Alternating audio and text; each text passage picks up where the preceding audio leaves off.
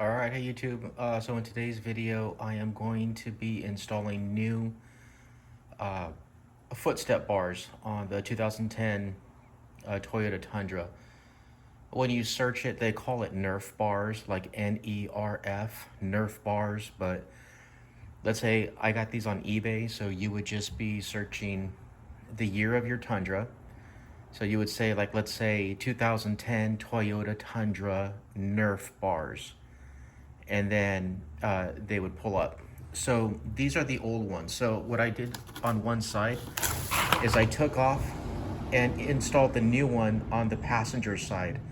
So this one is the passenger side Nerf bar, but this is obviously the Toyota genuine part. But if you don't want to spend a lot of money and you want to save some money, I recommend just buying them on eBay.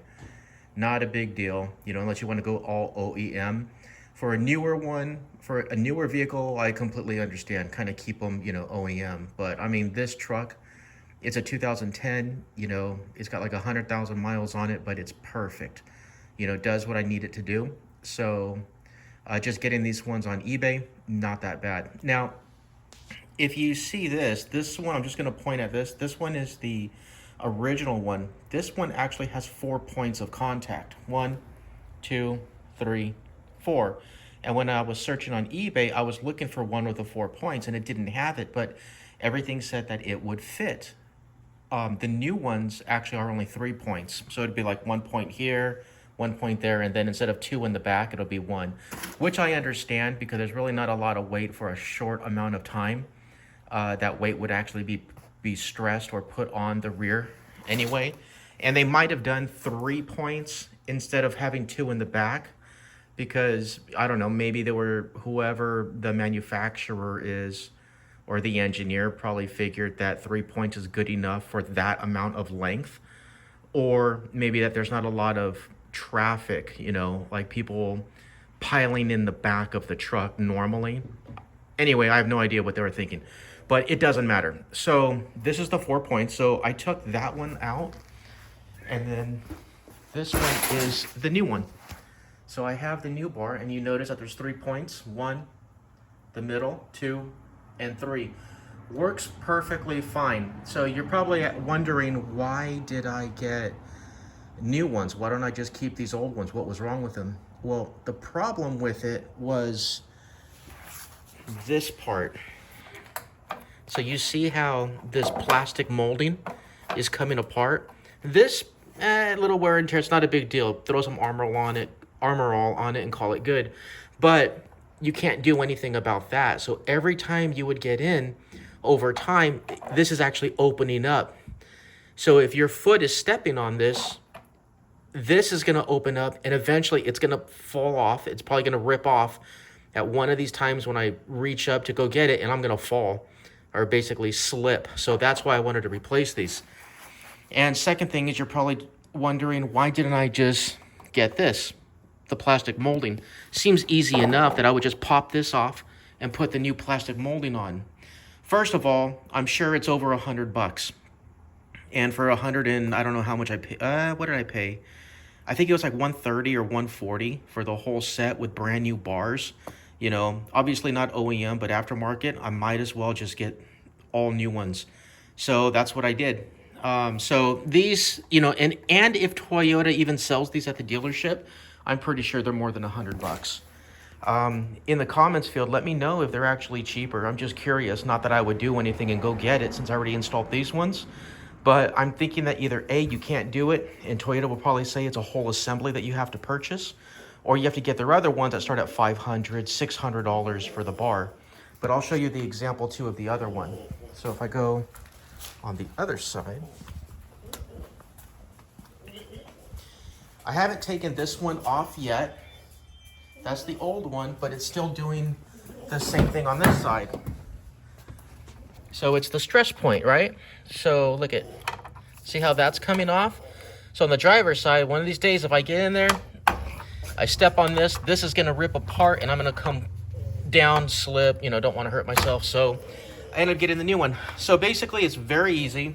The bolts here to take these off are 12 millimeter. So I'm gonna go underneath just so you can see right there. And it actually still has the Toyota sticker front bracket. So you see right there and there, those are 12 millimeter. Those just come out. Since I'm gonna remove the other one anyway, what I'll do is those will come out, this whole bar assembly will come out, and then I'm gonna replace it with the new one. So I already mounted these, put the brackets in here, and I mounted them. Originally what I did is I got the brackets and mounted them there first. So then I was figuring, oh, it's easy. Then I could just get the bar, put it on top, and then bolt that in. Well, it doesn't exactly work that way because you have to turn this. That's why they're loose. Because I need the play in order for it to fit, for the bolts to fit in the right hole underneath where the bracket's gonna be. So I'm gonna show you the after part in a moment. Be right back.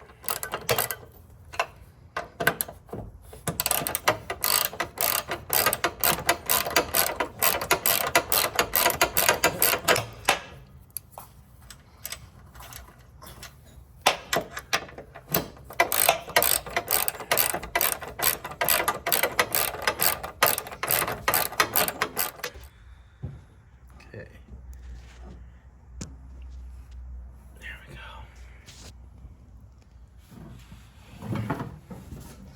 All right, so I got all the bolts off, so now I'm just gonna take this off. Obviously bucket, that works, just so it doesn't come crashing down.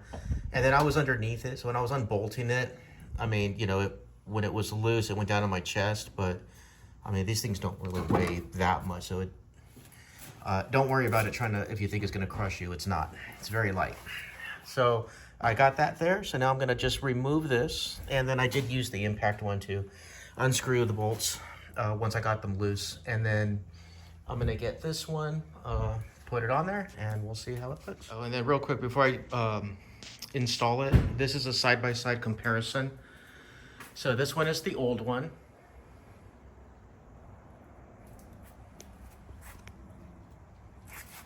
All right, so that's the old one, and then this one's the new one. Oh wait, let me take that off. And they pretty much weigh the same. So I would imagine it's the same material, whatever it's made out of, stainless steel or who knows. But there we go. And this one is the old bar, but what I did is I took off the bracket because I like to keep the bolts. But if you notice, they're pre-drilled here, there, for different models. So maybe it supports the Crew Max as well. They use the same bar, which makes sense for Toyota. They pre-drill them depending on what models they're gonna, you know, install the bars. But mine obviously had the 4 points, 1, 2, 3, and that one there. Okay, and here's the final product.